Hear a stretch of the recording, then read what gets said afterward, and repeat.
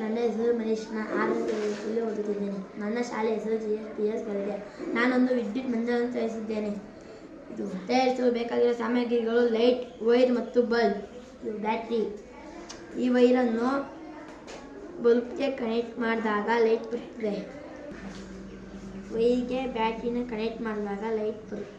Bulb on ಆಯ್ತದೆ. ಏನಾದ್ರು ಇದು ವೈರನ್ನು ತೆಗೆದ್ರೆ ಲೈಟ್ ಆಫ್ ಆಯ್ತದೆ.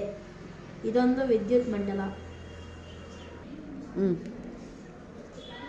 ಇದೊಂದು ಸರಳ ವಿದ್ಯುತ್ ಮಂಡಲ. Thank you.